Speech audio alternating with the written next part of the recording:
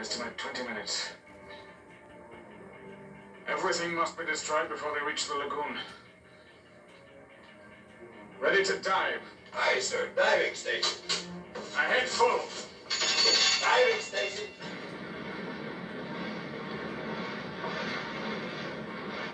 4 degrees down.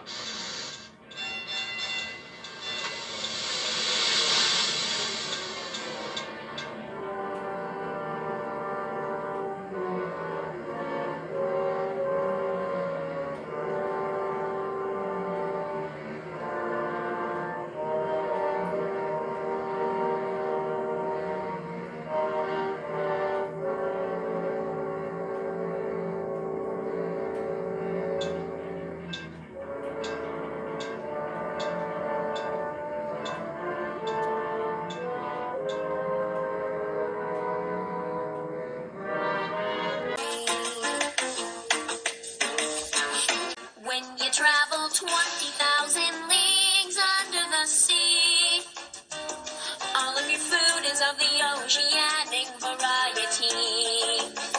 When you travel 20,000 leagues under the sea, succulent fishes will be as delicious as a feast can be.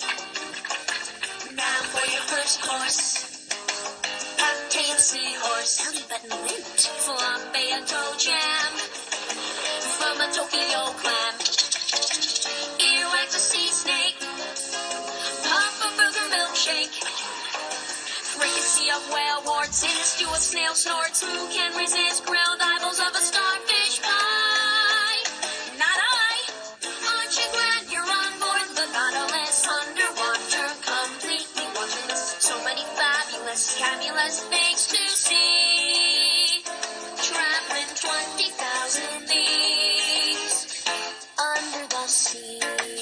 Those are stages in evolution. Well, Charles Darwin wanted to believe that. He knew about, now there wasn't a lot of study going on yet, but he knew about that, and he was hoping, expecting that those layers would show changes from simpler creatures to more complex creatures, and they'd show how an arm could evolve into a wing, or an arm could evolve into a flipper for a fish, or a fish flipper could evolve into a leg for a land animal. Evolution, can go any way you want it to. And he was sure that that's what should be there. But his chapter on fossils was called The Imperfection of the Geologic Record. He called fossils the most obvious and serious objection to his theory of evolution. Wow, the total opposite. And what was the reason? One of the things he said was he knew about the complex creatures in the lowest known fossil-bearing strata. He was expecting simple creatures. He was expecting when you looked at old rock, at the bottom, that you'd find things, you'd say, what is that? What is it? I don't know what that is. It's an early stage of evolution. It doesn't look like any animal or plant I ever saw. No, exactly the opposite. Even Darwin knew that those creatures at the bottom are fantastically complex. One of the most abundant creatures is the nautilus. Well, a nautilus, is a shelled squid. And the one today is a small round one like that, but they have them as fossils as big as tractor tires that are worth hundreds of thousands of dollars when they're polished up and so on. And they used to have long banana-shaped ones, 17 feet long, just spectacular. Right at the bottom, they have an eye that sees the world like we do. They have 3 hearts, arteries, capillaries, veins, a 2-hemisphere brain. In other words, simple animals they are not. And the change is actually you have all these animals at the bottom, and then the only thing that changes is how the shell attaches to the chamber cross wall. You never find any simple creatures. The sequence is not, one animal changing into another kind of animal, or another kind of animal, one plant changing into another.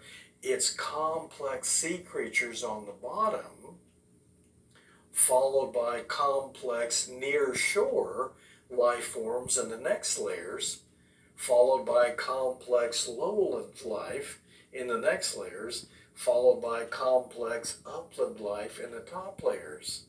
What you're looking at in clear, simple, unmistakable record. Jethro? What are you doing in that get-up? This is what that feller told me to put on. Well, I reckon you just about got to do what he says. He's the general. Boy, I sure hope the Marines don't do much marching. These shoes must weigh 100 pounds. Couldn't stop, though. You're a long time wearing through them soles. And you ought to have this belt he give me. It weighs another 100. So does this damn blasted helmet. Jethro, I wouldn't do a lot of belly aching right away. The general went to a lot of trouble to find you one of them suits that'll fit you. Yeah, well, he can have it back. I'm plumb tuckered out just walking here. That's why they feed you 6 times a day. But Uncle Jed, look what they give me to eat.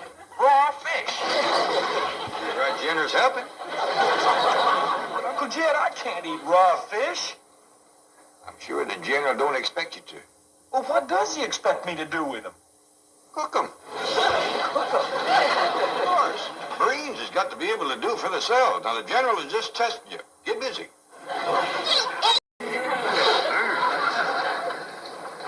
Doggies. That's the closest I've ever been to a general.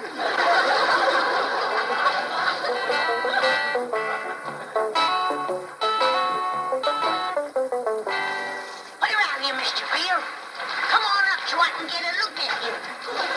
Don't be afraid, it's just me, Granny. I won't hurt you.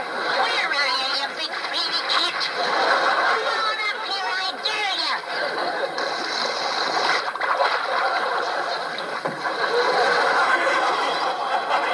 He's bigger than I remember.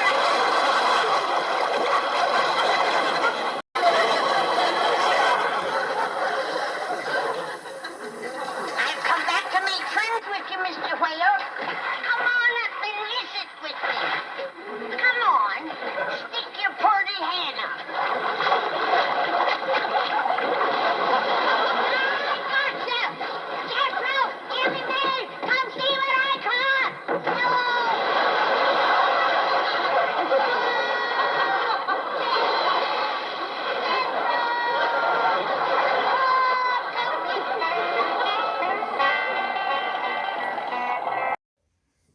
Traveling 20,000 leagues under the sea.